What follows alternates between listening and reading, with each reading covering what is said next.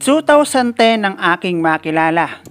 Ang dalaga na itago na lang natin sa pangalang Ana. Sabi niya sa akin siya raw ay isang private nurse na nagtatrabaho sa isang mayaman na pamilya sa Manila. Nakilala ko naman si Ana dahil sa jowa ng aking katrabaho na kahit na noong una kung kita kay Ana ay hindi ko naman siya pinansin. Naitanong ko sa aking katrabaho kung sino yung kasama ng kanyang jowa at sagot niya sa akin kaibigan daw ng jowa niya. Sabi ko naman kunin niya ang number para double date kami pag minsan. Pero kinantyoban ako ng aking katrabaho dahil sa itsura ni Ana. Nasa 5'6" ang height, chubby, morena na magulo ang buhok noong aking makita. Na ang pagkakasabi pa sa akin ng aking katrabaho, yun ba ang trip kong babae? Kadiri?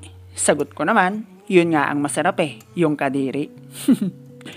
Inabot din ng isang linggo bago na pa sa akin ang number ni Ana.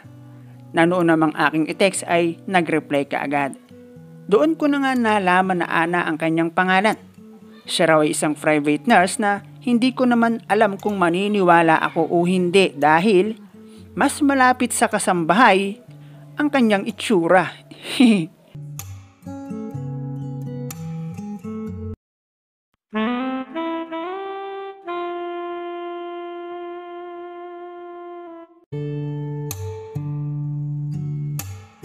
Hinayaan ko na yon ang importante bagong putahe yon. Nagtatrabaho ako noon sa isang kilalang pagawaan ng hotdog at doon ko nalaman na malapit lamang pala sa aking pinapasukan ang inuuwian ni Ana. Sinikap ko na bago kami magkita ni Ana ay jowa ko na siya at depende na sa amin kung itutuloy pa namin after namin mag-meet up. Pumayag naman si Ana at naganap ang una naming pagkikita. Siya nga iyon, yung kaibigan ng jowa ng katrabaho ko. And after naman namin magkita ay napagpasyahan namin. Natutuhanin na ang pagiging magjowa namin. Going strong, ika nga ng mga in love. At bumilang ng ilang buwan bago ulit kami nagkita. Pero sa pagkakataon na iyon ay napapayag ko si Ana. Nasa bahay na matulog. Ang sa akin naman ay nagbabaka sakali lang. Katulad lang din ng normal na buhay. Mga normal na desisyon. Wala namang mawawala kung aking susubukan. Bukod doon, wala namang ibang nakakaalam na sumubok ako. Ang maganda, kahit ako lang at si Ana ang nakakaalam ay napapayag ko siya. At sa bagay na iyon, ay hindi ako nahirapan. Habang hinihintay ko ang araw ng day off ni Ana, pakiramdam ko ay daig ko pa ang naghihintay ng Pasko at Bagong Taon. Na kung iisipin ay parehong-pareho ang nagaganap. May paghahanda, may excitement, kainan at higit sa lahat, putukan. Hindi dahil excited ako ay wala akong jowa. At ang totoo niyan, kung sa buhay may asawa, kabit ko na si Ana. Pero dahil jowa pa lang naman, sabihin na lang nating siya ay number 2. At habang paparating ang nakatakdang araw, para sa aming muli ay pagkikita, kulang na lang ay general cleaning ko na ang bahay. Alam niyo yung puro healthy foods ang aking kinakain? Para akong lalaban ng marathon na milyon ang premyo. Meron kasi kaming mga napag-usapan sa chat na lalong nagbigay ng gana sa akin. Bukod doon dahil nagkita na kami, I tell you boy, kahit ikaw ang nasa kalagayan ko, magre-ready ka din. Wala naman akong iniisip na baka niloloko lang niya ako. Dahil bilang isang lalaki, alam ko sa aking sarili na may dahilan si Ana para magustuhan ako. Bukod sa may regular akong trabaho, may itsura din naman akong lalaki at maputi. At halos kasing height ko si Ana, 5'6". Dumating ang araw ng aming pagkikita. Umaga pa lang ay inip na ako. At kung pwede ko lang hilahin ang umaga papunta sa tanghali at ang tanghali papunta sa hapon, ay ginawa ko na. Bandang alas 4 ng hapon ay nagpunta na ako sa lugar kung saan ay napagkasunduan namin na susunduin ko si Ana.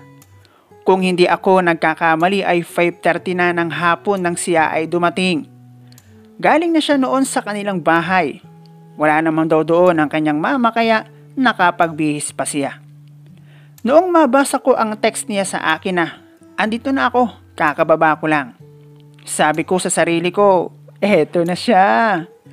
At mula sa aking kinatatayuan, nakita ko si Ana. Naka-white t-shirt siya at kita ko malayo pa lang nakangiti rin siya. At habang lumalakad na papalapit sa akin, pakiramdam ko, inaalog ng mabibilog niyang pagdating ang aking daigdig. Nag-tricycle kami at dahil wala naman na kaming ibang dadaanan dahil lahat, inihanda ko na para focus lang kami sa isa't isa.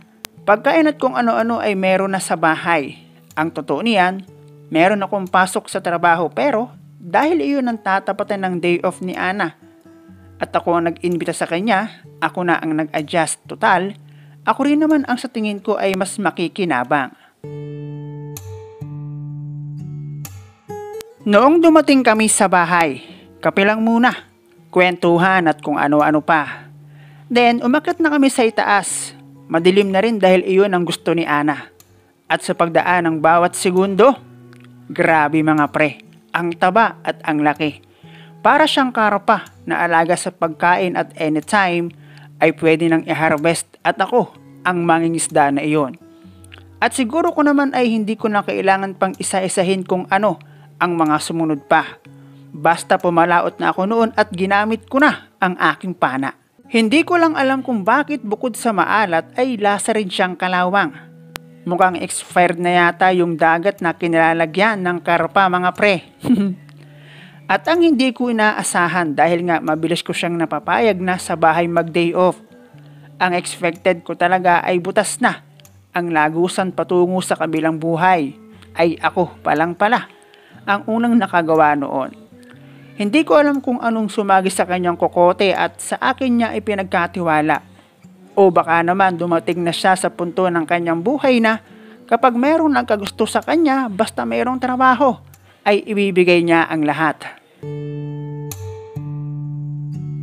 Nagtagal din ang aming relasyon to the point na inaabot si Ana ng 3 days sa bahay at pati ang aking trabaho apektado.